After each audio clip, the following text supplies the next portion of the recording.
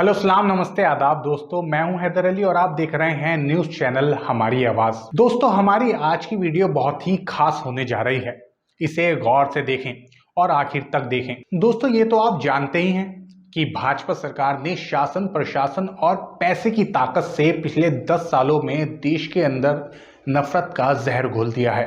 हालांकि गंगा जमुनी तहजीब वाले हमारे देश में नफरत के इस जहर को भरने की कोशिश आजादी से पहले से ही आरएसएस द्वारा की जा रही है, लेकिन राजनीति सत्ता न होने के कारण उसकी कामयाबी की चाल बहुत ज्यादा धीमी थी। जैसे ही आरएसएस ने देश की राजनीतिक सत्ता पर कब्जा जमाया तो नफरत की आग को तेजी से भड़काना शुरू कर दिया।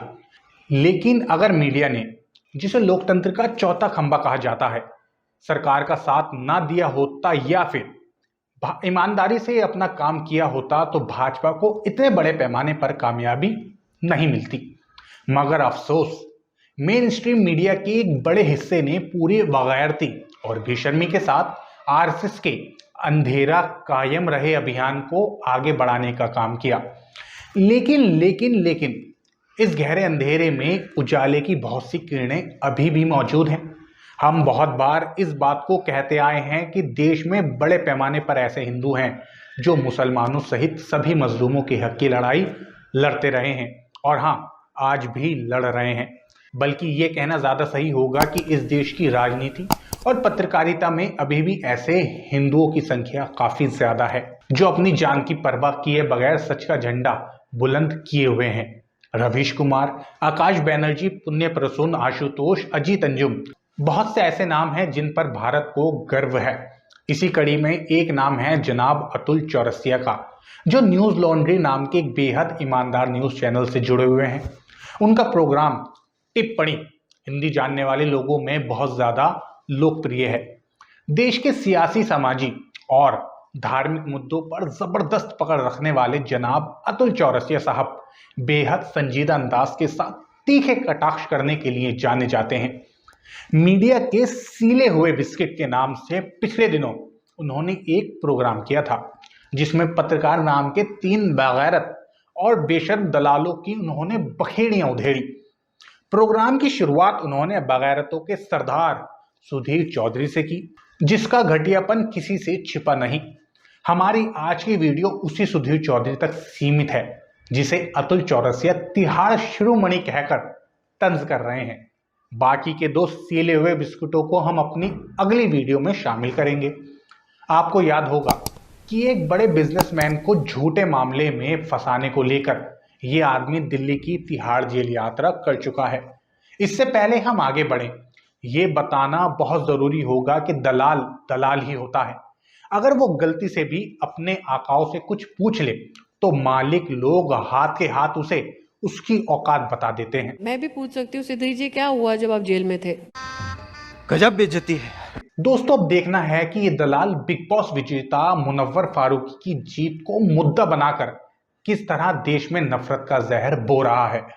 जनाब अतुल चौरसिया उसके चैनल आज तक और उस पर क्या टिप्पणी कर रहे हैं। मुसलमानों के खिलाफ भड़काने वाली खबरें चलाता है, आदिवासियों का अपमान करता है और बाकी समय में सत्ता की चापलूसी और विपक्ष पर हमले करता है।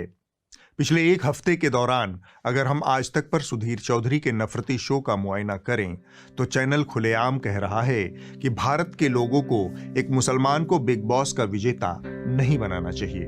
और अब ये भारत के मशहूर और विवादित रियलिटी शो बिग बॉस का विजेता बन गया है और इसे जिताने वाले लोग किसी और देश के नहीं हैं, बल्कि हमारे ही देश भारत के लोग हैं। और इनमें से हजारों लाखों दर्शक जिन्होंने इसे वोट दिया है वो हिंदू धर्म को मानने वाले लोग ही हैं। वो हिंदू धर्म को मानने वाले लोग ही हैं। और अगर भारतीयों ने यह काम किया है तो आज तक और तिहाड़ शिरोमणि का मानना है कि इस समय में देश के लिए यही सबसे बड़ी चिंता की बात है कि भारत के लोग एक मुसलमान को वोट दे रहे हैं। कि हमारे देश के लोग हर बार कैसे हमें भी हैरान कर देते हैं। देखा आपने किस तरह ये नफरती ज़ॉम्बी या फिर नफरती राक्षस समाज में जहर घोल रहा है। हालांकि मुनव्वर फारूकी पर जो इल्जाम ये लगा रहा है वो सभी राजनीति से प्रेरित, आधारहीन और झूठे हैं। ऐसा नहीं कि तिहाड़ी चौधरी सिर्फ मुसलमानों के खिलाफ ही जहर उगलता है, बल्कि अपने मालिकों को खुश करने के लिए। यह आदमी और उसका चैनल इस बात की भी परवाह नहीं करता कि भारत विविधताओं से भरा देश है। इसके क्षेत्रीय और जातिवादी ताने बाने को गलत ढंग से छूना देश के लिए घातक सिद्ध हो सकता है, लेकिन शर्म इनको मगर नहीं आती। नेता एक दूसरे पर कितने ही आरोप लगाते रहें, लेकिन पत्रकारिता और इंसाफ दोनों का उसूल है कि इल्जाम साबित ना होने तक किसी भी इंसान को मुजरिम या अपराधी नहीं कहा जा सकता। इस उसूल की रोशनी में आप इस आदमी की घिनौनी मानसिकता को आसानी से समझ सकते हैं, जो स्टूडियो में एक आरोपी को जनता की नजरों में मुजरिम साबित कर रहा है।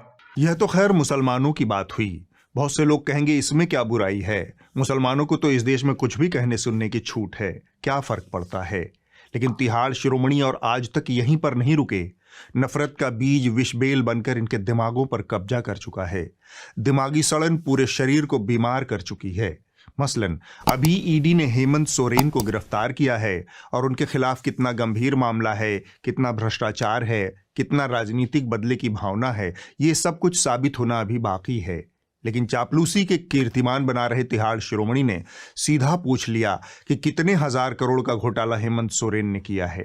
और मुनीश, आपसे बस हम इतना जानना चाहेंगे कि हेमंत सोरेन ने कुल मिलाकर कितने का घोटाला किया होगा। मैं बस इतना जानना चाहता हूं कि घोटाला जो हुआ है कम से कम हजारों करोड़ का तो होगा, इतना तो आप कह ही सकते हैं कि हजारों में होगा। जो अमाउंट है, फिगर है, हजारों करोड़ में होगा। भाड़ में गई जांच और भाड़ में गई न्याय प्रक्रिया। हम तो आज इसी शो में हेमंत सोरेन को फांसी पर चढ़ा देंगे। दोस्तों, वीडियो के आखिर में हम ये कहना चाहते हैं कि क्या ये मुसलमानों के लिए गौरव फिक्र का मकाम नहीं कि भारत के बहुसंख्यक समाज का एक बड़ा हिस्सा उनसे इस कदर दूर कैसे चले गया। दोस्तों, ये कहना आसान है कि भारत के बहुसंख्यक समाज को मुसलमानों से अलग करके या फिर मुसलमानों से अलग करने या हिंदू मुसलमानों के बीच नफरत फैलाने के लिए आरएसएस ने क्या क्या साजिशें की और क्या कर रही है। लेकिन ये बहुत मुश्किल का काम है कि हम खुद पर गौर करें कि आखिर हमसे क्या क्या गलतियां हुई जिनकी वजह से आरएसएस जैसे नफरती संगठनों को हमारे बीच दूरी पैदा करने का मौका मिला। आरएसएस का मिशन अपनी जगह है, लेकिन कहीं ऐसा तो नहीं कि कुछ चूकें और गलतियां हमसे भी हुई हों जिनका फायदा आरएसएस ने उठाया और हमारे खिलाफ हमारे ही भाइयों को बरगलाने में कामयाब हो गए। कुछ तो मजबूरियां रही होंगी, कोई यूं ही बेवफा नहीं होता। याद रखिए, जो कौमें अपनी कमियां ढूंढकर उन्हें दूर नहीं करती वो कभी तरक्की नहीं कर सकती। आपका पूरी वीडियो देखने के लिए बहुत बहुत शुक्रिया। अब इंतजार कीजिए हमारी अगली वीडियो का, जिसमें हम सीले हुए बाकी 2 बिस्कुटों से आपका परिचय कराएंगे। धन्यवाद।